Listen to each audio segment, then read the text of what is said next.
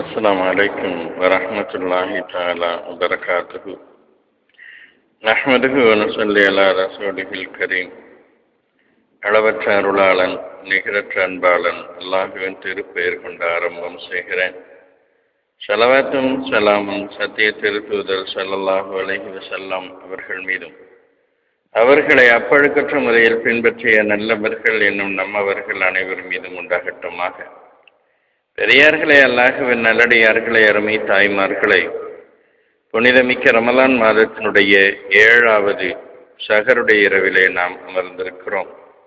அல்லாஹு தஆலா தொடராக இம்மாதத்தின் எல்லா நாட்களையும் நன்மைகளால் நிறைக்கக்கூடிய நாட்களாக நமக்கு ஆக்கித்தர வேண்டும் என்று துஆ செய்து, மனிதர்களாக இருப்பவர்கள் தன்னை சுற்றி ஒரு மனித வட்டாரத்தை நண்பர்களாக நெருங்கியவர்களாக ஏற்படுத்தி கொள்ளுகிற போதுதான் அவர்கள் இறந்த பிறகும் கூட அவர்களை பற்றி நல்லதை பேசக்கூடிய மனிதர்கள் இந்த உலகத்திலே இருப்பார்கள் என்கிற காரணத்தினால் சமுதாய உறவு என்பது அவர்களுக்கு அத்தியாவசியமாகிறது.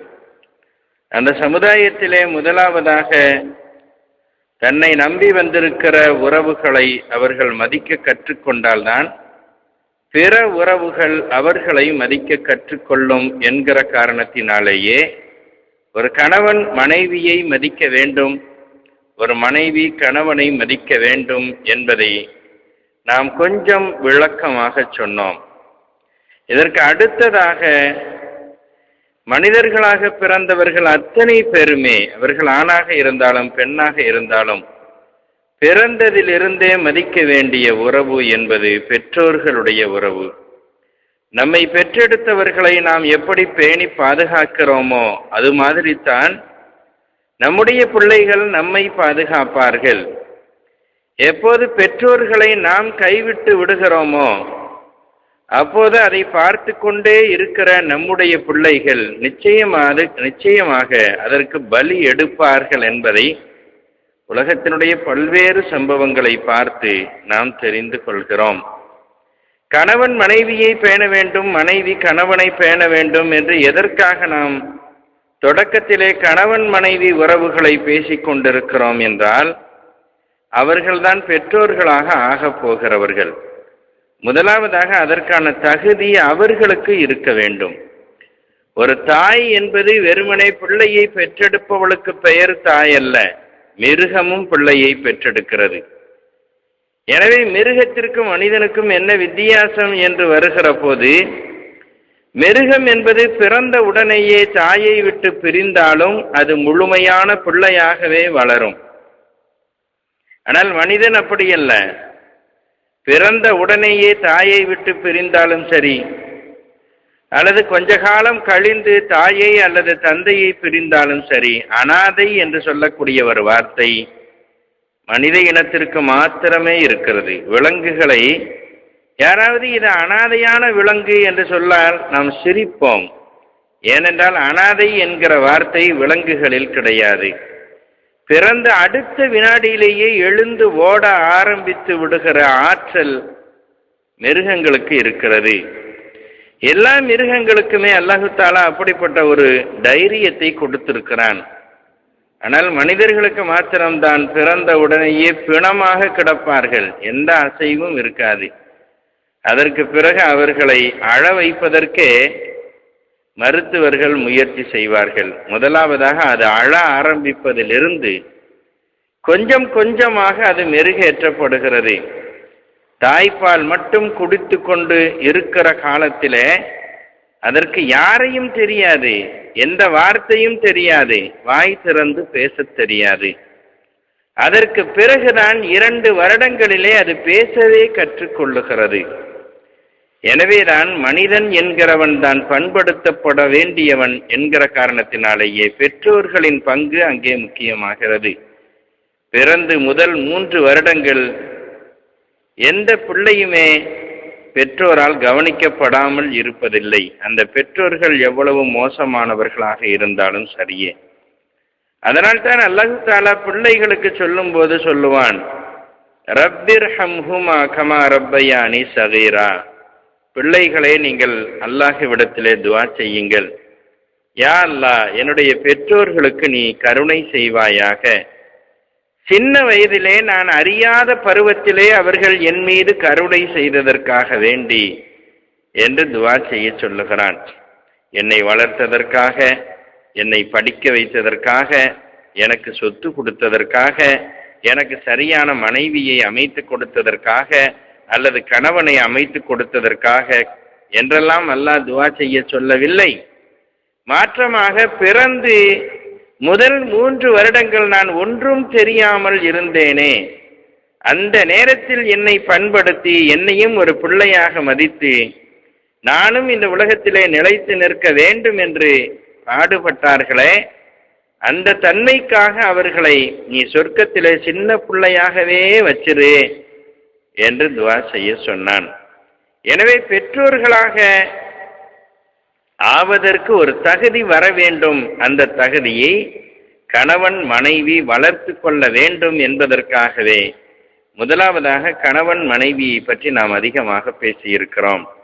பெற்றோர்களுடைய உறவு என்பது இந்த உலகத்திலே மறுக்க முடியாத உறவு. பிள்ளைகள் முதலாவதாக பெற்றோரைத்தான் நம்புகிறார்கள். அந்த பெற்றோர் தான் நம்மை எப்படி உருவாக்க வேண்டும் என்பதை திட்டமிடுகிறார்கள். சின்ன வயதிலிருந்து ஒரு எழுத்து சொல்லிக் கொடுப்பதிலிருந்து 1,00,000 1 கோடி வார்த்தைகளை நாம் தங்கு தடையின்றி பேசுகிற வரையிலே நம்மை வளர்த்தெடுப்பவர்கள், வார்த்தெடுப்பவர்கள் நம்முடைய பெற்றோர்கள். எனவேதான் அந்த பெற்றோர்கள் இல்லாதவர்கள் பெற்றோர்களின் அருமையை தெரிகிறார்கள். எப்படி கண்ணில்லாத குருடர்கள் கண்ணுடைய அருமையை தெரிகிறார்களோ, அது மாதிரி பெற்றோர்கள் இல்லாதவர்கள் பெற்றோர்களுக்காக ஏங்குகிறார்கள். பெற்றோர்கள் கண்ணுக்கு முன்னால் இருப்பதை பார்க்கிறவர்கள் அவர்களை மரியாதை இல்லாமல் நடத்துகிறார்கள் என்று ஒரு உலக வழக்கு உண்டு. அது மாதிரியே தான் மனிதனுடைய வாழ்க்கை போய்கொண்டிருக்கிறது. ஒரு சின்ன வார்த்தை கூட தெரியாமல் இருந்த மனிதன் எக்கச்சக்கமான வார்த்தைகளை பேச ஆரம்பித்த பிறகு அது தன்னுடைய தாயுடைய தந்தையுடைய பிச்சை என்று தெரிந்த பிறகும் கூட, இன்னைக்கு நான் வாய் திறந்து பேசுகிறேன் என்றால் இது என்னுடைய தாய் எனக்கு கொடுத்த பிச்சை, என்னுடைய தந்தை எனக்கு போட்ட யாசகம் என்பதை கூட அறியாமல் பெற்றோர்கள் வயதான பிறகு அவர்களை பார்த்து நாம் சொல்லுகிறோம், உனக்கு ஒன்றுமே தெரிய மாட்டேங்குது, பேசாம மூளையில கிடந்து சாவுன்னு சொல்றோம். மாற்றமாக அவர்கள் நமக்கு ஒரு வார்த்தையும் சொல்லிக் கொடுக்காமல் ஒரு அறையிலே போட்டு அடைத்து வைத்திருந்திருப்பார்களேயானால் நாம் ஊமைகளாக ஆகியிருப்போம். ஒரு அரசன், இந்த உலகத்திலே எத்தனையோ பேர் தாய்மொழி பேசுகிறார்கள். இந்த தாய்மொழி பேசுவது என்பது இயல்பாக வருகிறதா அல்லது தாய் தந்தையால் வருகிறதா என்பதை சோதிப்பதற்காக வேண்டி பல்வேறு தாய்மொழிகளை பேசுகிற ஒரு 10 பிள்ளைகளை கொண்டு வந்து ஒரு அறையிலே அடைத்து வைத்தான். கிட்டத்தட்ட 5 வருடங்கள் அந்த பிள்ளைகளை சிறை கைதிகளைப் போல சாப்பாடு கொடுப்பது, அவர்களுக்கான உபசரிப்புகளை நடத்துவது. ஆனால் ஒரு வார்த்தை கூட உள்ளே போகிறவர்கள் பேசக்கூடாது என்று உத்தரவு போட்டான். 5 வருடம் கழிந்து அந்த பிள்ளைகள் வெளியே வந்தபோது எல்லா பிள்ளைகளுமே ஊமைகளாக இருந்தார்கள். அடுத்து அவர்கள் எந்த வார்த்தை சொல்லிக் கொடுத்தாலும் பேச முடியாத அளவிற்கு திறனற்று போயிருந்தார்கள் என்று ஒரு நிகழ்ச்சியை சொல்லுவார்கள். அப்படித்தான் நாம் தாய் தந்தையுடைய கவனிப்பிலோ அல்லது உற்றார் உறவினர்களுடைய கவனிப்பிலோ இல்லாமல் இருந்திருப்போமே, ஆனால் ஒரு வார்த்தை கூட நமக்கு பேச தெரிந்திருக்காது. பேசுவதே தாய் தந்தை போட்ட யாசகம் என்கிற போது பேச தெரிந்த பிறகு திமிராக உனக்கு ஒண்ணுமே தெரியாதுன்னு சொல்றமே, எவ்வளவு பெரிய திமிரான வார்த்தை என்பதை கொஞ்சம் சிந்தனை செய்து பார்க்க வேண்டும். அதனால்தான் நாம் பிறந்ததிலிருந்து நம்மை பண்படுத்துகிற பெற்றோர்களை நாம் புண்படுத்தக்கூடாது என்று அல்லாஹு தாலா சொல்லுகிறான். அதுவும் எப்படி? வகலா ரப்புக அல்லா தஅபுது இல்லா ஈயாஹு வபில் வாலிதைனி இஹ்சானா. அல்லாஹுவை மட்டுமே வணங்க வேண்டும் என்று அல்லாஹ் விதி செய்து விட்டான். இது முதல் சட்டம். அல்லாஹ் சொல்லுகிற சட்டங்களிலே, குர்ஆனிலே முதல் சட்டம் எதுன்னு கேட்டா அல்லாஹுவை மட்டும் வணங்க வேண்டும் என்கிற சட்டம். இரண்டாவது வபில் வாலிதைனி இஹ்சானா, பெற்றோர்களை பரோபகாரத்தோடு நடத்த வேண்டும் என்று அல்லாஹ் சட்டம் போட்டு விட்டான். இது சட்டம், பரிந்துரை அல்ல. நீங்க அத்தா அம்மாவை பேணி நடந்துக்கப்பா, இல்லைன்னா அப்படி நடக்காது இப்படி நடக்காதுன்னு சொல்ற அளவுக்கல்ல, நடந்தே ஆக வேண்டும். உன் பெற்றோர்களை நீ மதிக்கவில்லை என்றால் இந்த உலகத்திலே நீ ஜடத்தை விட கேவலமானவனாவா என்பதை பிள்ளைகளுக்கு சொல்லக்கூடிய விதத்திலே அல்லாஹ் சொல்லுகிறான்.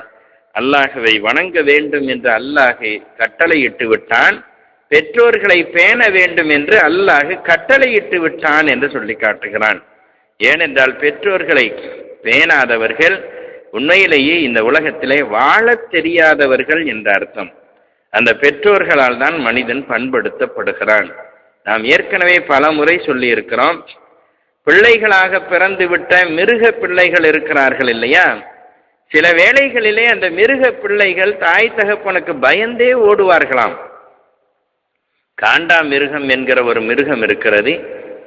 அந்த மிருகத்தினுடைய நாக்கு இருக்கிறது இல்லையா, அந்த நாக்கின் மேற்புறத்தில் இருக்கிற சொரசொரப்பு கூர்மையான முட்களால் ஆனது, கண்ணுக்கு தெரியாத முட்களால் ஆனது.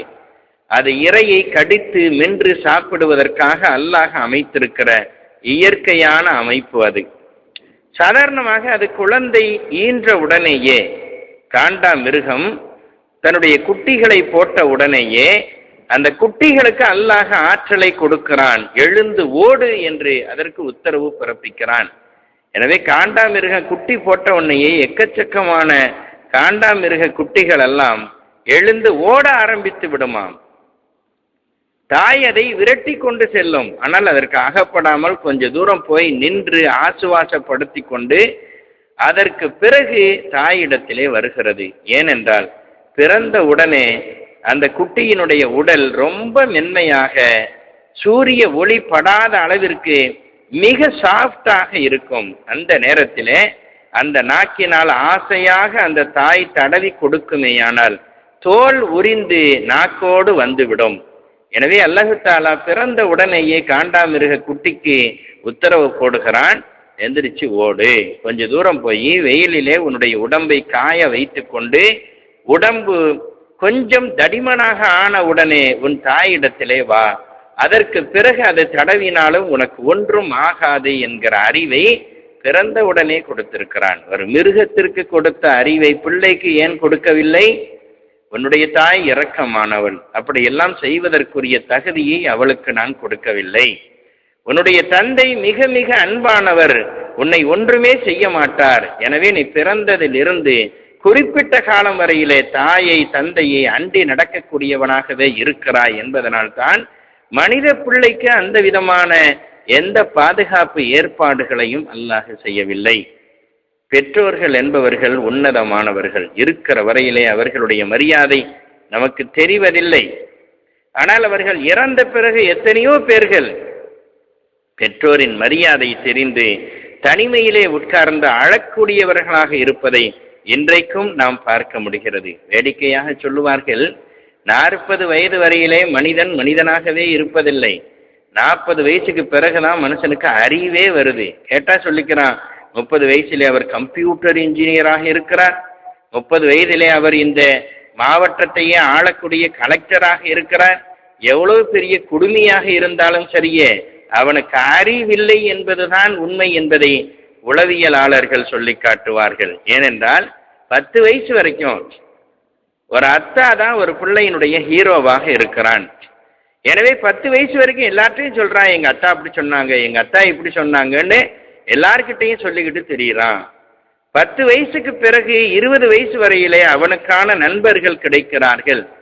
அப்போது அவனுக்கு கொஞ்சம் சந்தேகம் வருது, எங்க அத்தாவுக்கு கொஞ்சம் அறிவு இல்லையோ, இவனுலாம் சொல்றத பார்த்தாச்சுன்னா நம்ம அத்தாவுக்கு கொஞ்சம் அறிவில்லாத மாதிரி தெரியுதுன்னு 10 வயசு வரைக்கும் அத்தாவை மட்டுமே நம்பி அவன் 20 வயசுக்குள்ள அத்தாவை பற்றி கொஞ்சம் சந்தேகப்பட ஆரம்பிக்கிறான். 20லிருந்து 30க்குள்ள அவனுக்குன்னு ஒரு கல்யாணம் ஆயிருது, மனைவி என்று ஒருவள் வந்து விடுகிறாள். வந்த பிறகு அவளுடைய கட்டுப்பாட்டில் இவன் வந்த பிறகு, உங்க அத்தா எப்ப பார்த்தாலும் உங்களை டார்ச்சர் பண்ணிக்கிட்டே இருக்காரு, நீங்க அதை என்னான்னு கேட்க மாட்டேங்கிறீங்க என்பது போன்ற அவள் தலையணை மந்திரம் ஓதுகிற போது, எங்க அப்பனுக்கு கொஞ்சம் கூட அறிவில்லடா என்று சொல்லி ஊரெல்லாம் சொல்ல ஆரம்பிக்கிறான். ஏனென்றால் அந்த அத்தா இவனை மெருகேற்றுவதற்காகவே வார்த்தைகளை உதிர்க்கிறார் என்கிற அறிவு கூட அவனுக்கு இல்லாமல் ஆகிவிடுகிறது. இந்த பருவம் தான் மனிதர்கள் தடுமாறக்கூடிய பருவம். ஆனால் இன்றைக்கு அதுதான் அறிவார்ந்த பருவம் என்று நாம் சொல்லிக் கொண்டிருக்கிறோம். அல்லாஹு தாலா பெற்றோர்களை பேணக்கூடியவர்களாக என்னையும் உங்களையும் ஆக்கியருள் புரிய வேண்டும்.